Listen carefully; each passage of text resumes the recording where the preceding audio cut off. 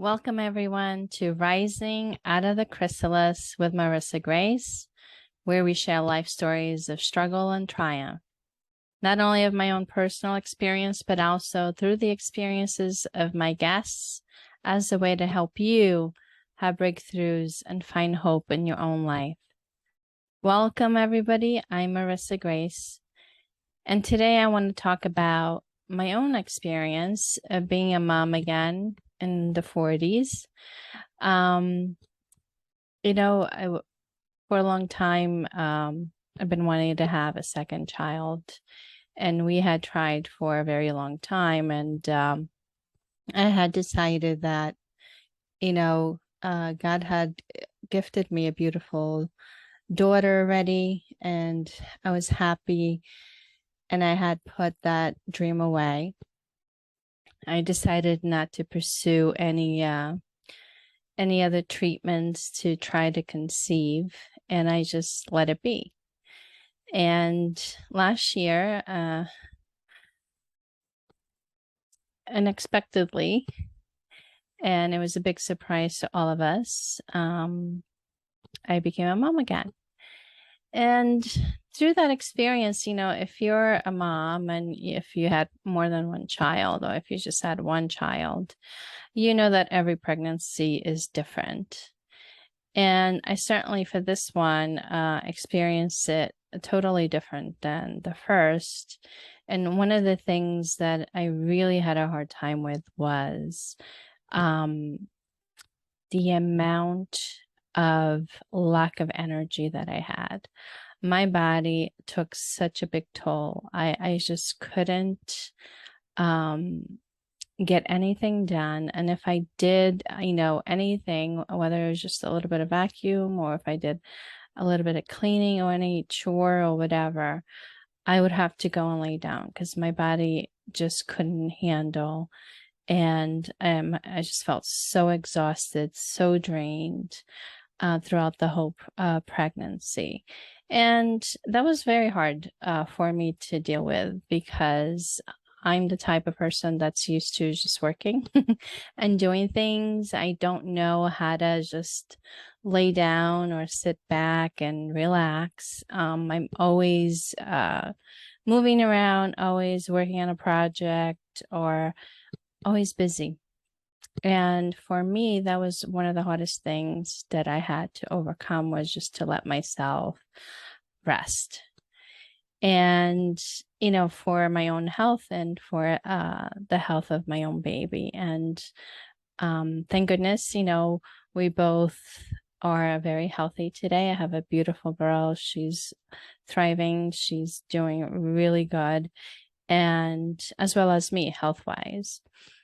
And that was one thing, that I really struggled with, was having this, inner struggle, right, within me, inside of me, of I wanted to do all these projects. I had so many things that I wanted to get accomplished, and I just couldn't get anything done. And I was just getting really aggravated with myself. Like, I want to do it, and this is stopping me. And I felt like the pregnancy was stopping me from achieving what I needed to achieve. And that was something I ended up having to work on, had to go and reach out for help, to get over this and a struggle that, it's okay for me to rest and take it easy and just allow my body to do what it needed to do to get through it. Now, the other thing I struggle with was sleep. And this is what I really want to talk about because recently I've been having some clients that have reached out to me with similar experiences. And I just find it very coincidental that, my clients, when they come to me, it's usually they come with an issue that I can relate to at some level. I either have experienced whatever they're going through, or I've been in their shoes before, and I can relate to what they're going through. And this was the case with this client having very difficulty sleeping with her pregnancy, And this is one of the things I struggled too. So I wanted to share the story because I thought maybe there's a lot of moms out there that are struggling and going through the same experience that I went through, as my client went through. So I couldn't sleep for about 4 months of the last 4 months of my pregnancy. I hardly slept. And I would go to sleep. 2 hours later, I would wake up and I would be awake from 1 in the morning until 5 o'clock in the morning. And then I would sleep for an hour. And then the rest of the day I would be exhausted anyway, because, if I did one chore or one thing, then I would have to go and lay in a sofa. My body would shut down. Not that I would sleep. I would barely sleep during the day too. But during the night, I just couldn't sleep. I was wide awake and it was exhausting. Now, I knew it was the baby was off schedule because the baby would be kicking and it felt like she was having the time of her life inside of my belly. So to her, she thought it was daytime during my nighttime. And of course, during the day, she wanted to rest. And that's why, my body was telling me, now it's time to rest. And I couldn't get, the schedule right between me and the baby. Now, this is interesting because my first pregnancy, I did not experience this. I slept fine on a regular schedule. Woke up regular hours. I was working. I did everything. I had other issues, but as far as sleeping and having the right energy, I experienced that totally normal. So for this one, it was the first for me, but I was more in tuned and I realized, okay, I'm on the baby schedule. I'm not on my schedule. The baby is telling me, what her schedule is. And that was my experience. I was awake during the night because the baby was awake in the night. And the reason I knew she was awake is because she would wake me up, jumping up and down. I could feel her just like pressing her feet like she was jumping down on my belly. And then during the day, it would be like calmless. It's like, why is she so calm and not moving around while she was sleeping? And so I learned to be patient with myself. And the interesting thing for me is once I had the baby, I went right back to normal. My sleeping pattern went right back to its normal schedule. I started sleeping normal again. And this time around, even the baby, she was able to adapt to my schedule very easily too. And she's just been a wonderful baby to adapt to the schedule. Literally after the first month, she was sleeping through the whole night. So it to me was worth not sleeping for 4 months before because she let me sleep after.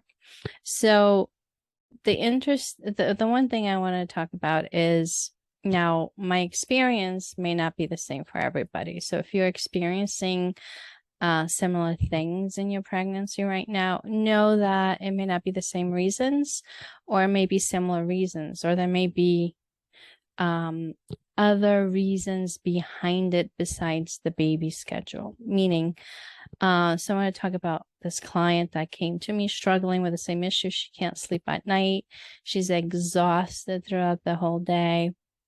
She does one chore, she's laid out, and all she wants to do is, I want to be able to sleep. I don't understand why I can't go to sleep at night, and I'm getting anxiety. Now, that's the key thing. She's getting anxious before falling asleep.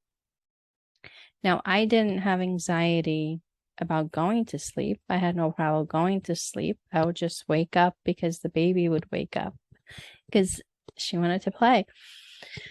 Now, when you start having other symptoms that may, signal that may be something else, like this client was having anxiety about falling asleep. So while we worked and we dig through, we found out that when she was born, while she was still inside, she was about to be born, there was a lot of chaos going on. Now, you have to realize when the baby's inside, everything is dark, right? They can't see. There's no light inside of your stomach. They just see darkness around them. But babies can hear everything around them, and they can feel everything that's going on with a mother. And it's very important to know that your baby is aware of your feelings, your emotions. And if you're holding on to things that, you're experiencing now, like anxiety, you're sad, you're angry, you have to be aware that the baby will experience your feelings. And sometimes babies cannot, distinguish the difference if it's your feelings or their feelings. So your feelings become their feelings. They take it as they're feeling this. And because they're babies, right? They haven't even experienced this world yet. They don't know how to process those emotions yet. They don't know, what to do with them. And because they haven't had any experience. Now, this is the first experience they're having.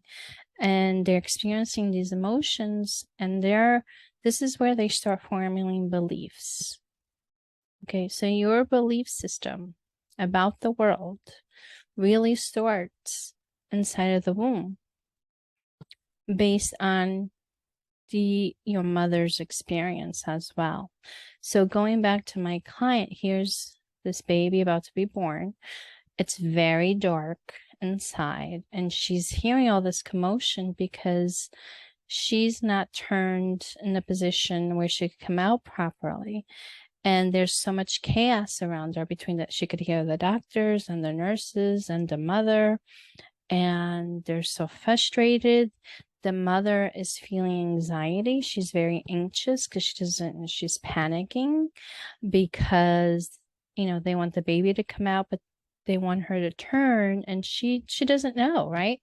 She's like, what do you mean they want me to turn? Where am I? Like, she doesn't know. And she feels like she's being pressured.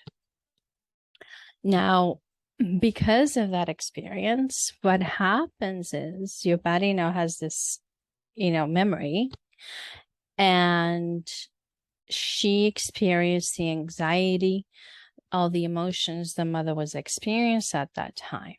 Now, why is she experiencing anxiety now? Well, she's pregnant. And because she's pregnant, her body triggered a memory going back to when she was born. And this was the reason why she's experiencing anxiety going to sleep. I know it seems kind of wild and crazy. Like, what do you mean? Well, our mind can't rationalize, right? And it takes everything, as facts. And whenever in our life we end up getting triggered by an experience that reminds us of a previous experience, those emotions start arising. This is why sometimes we cannot explain why all of a sudden, we start feeling certain emotions. Oh, I'm so angry, or all this anxiety just started coming on, and I have no reason why to be anxious. I don't know where it came from. Well, something must have triggered that reminded you of a memory going back in your life where you experienced that anxiety. So now your body got triggered by a similar experience, and it's trying to protect you, right? And so this is why my client is unable to go to sleep, and she's feeling this anxiety because that child within, the inner child, hasn't healed, hasn't been able to process that experience. And now that she's pregnant, it triggered that memory, and she's getting anxious. So it was very important for us to heal that inner child, for her to be able to regain herself back. The anxiety has vanished, and now she's getting accustomed and trying to get on a regular sleeping schedule, right? Because now she has to train the baby that she needs, a good sleeping schedule to be able to, function properly throughout the day. So I wanted to share this story because sometimes what happens, and I know for me, even with the first pregnancy, I had an experience with the doctors where I was experiencing a lot of pain and they just kept brushing it off. And even with this second pregnancy, you go to the doctor, you explain you have they ask you how you're doing, and you explain, well, I can't sleep, I'm feeling this. And they just say, well, that's part of being a mom. That's part of being pregnant. But that whether or not it feels normal. If it doesn't feel normal to you, then you should question it. And sometimes our doctors will brush it off because they don't understand. So if you are pregnant and you're experiencing certain things, perhaps those things that you experiences were triggered by the pregnancy for you to work on.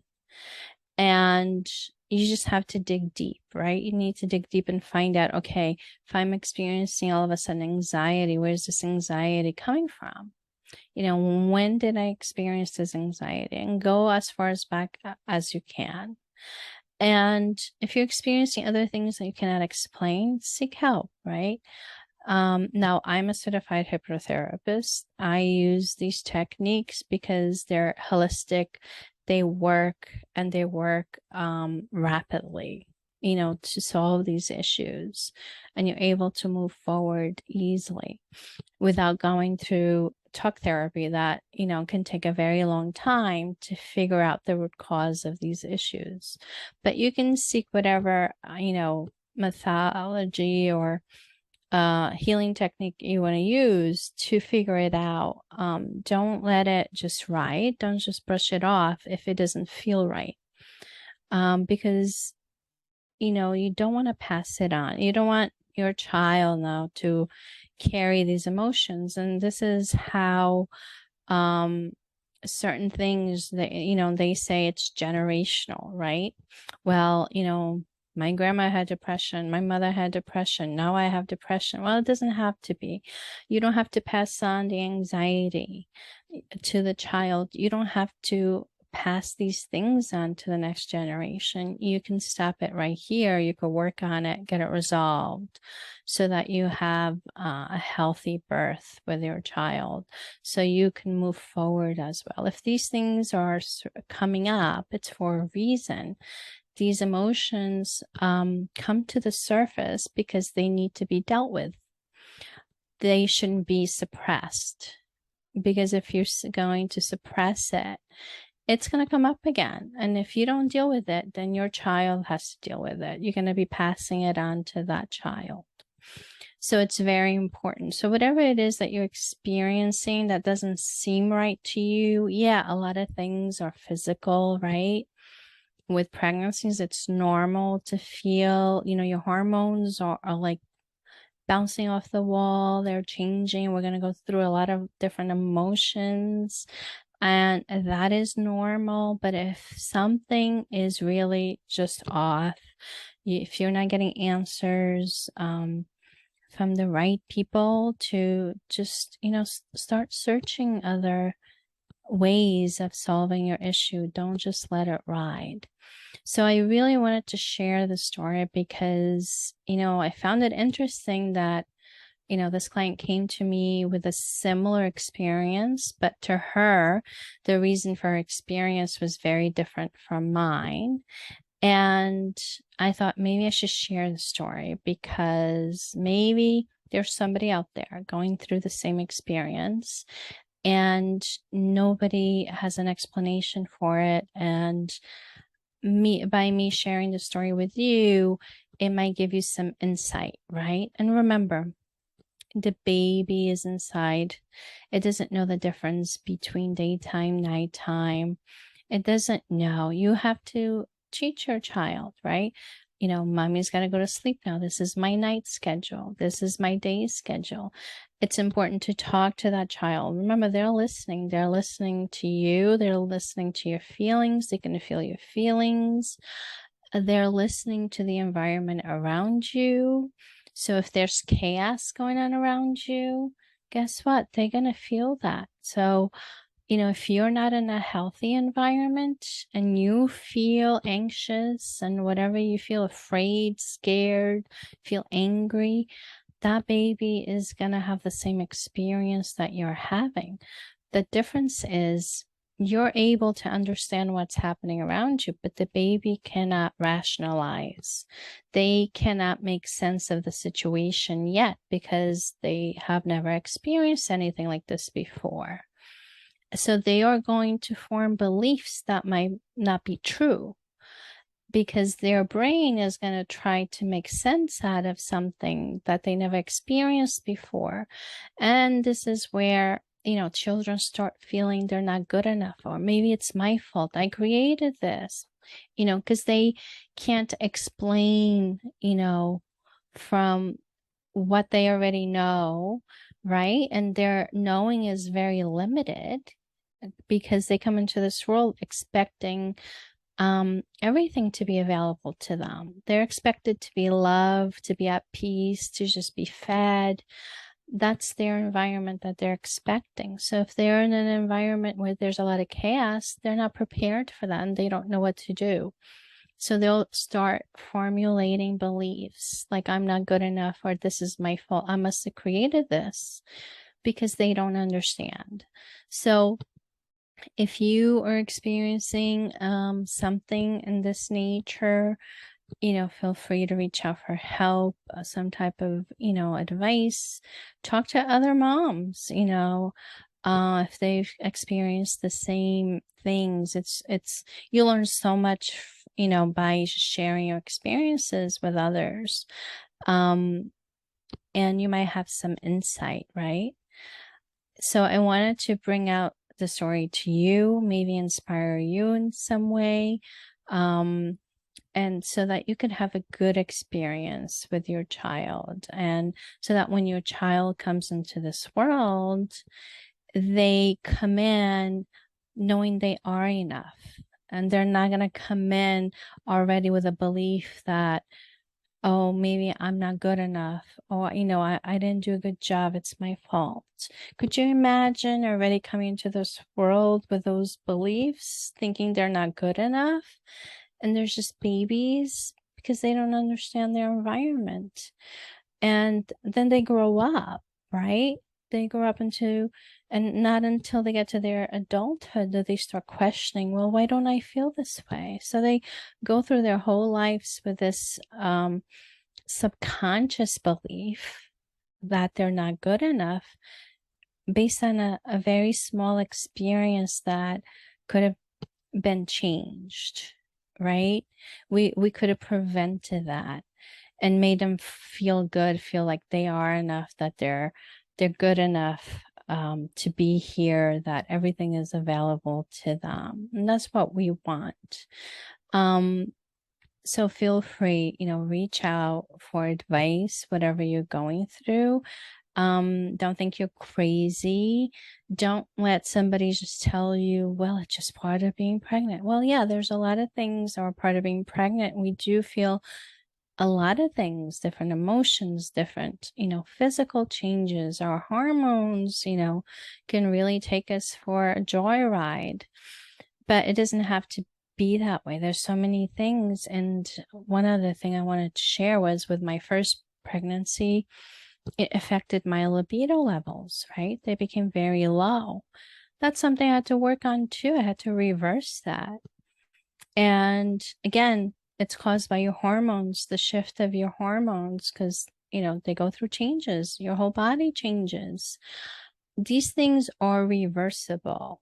So whatever it is that you experience, know that you can reverse it. So my philosophy is, and I share this with my clients all the time, is whatever your body creates. So if your body is able to create a symptom, your body is also able to reverse it.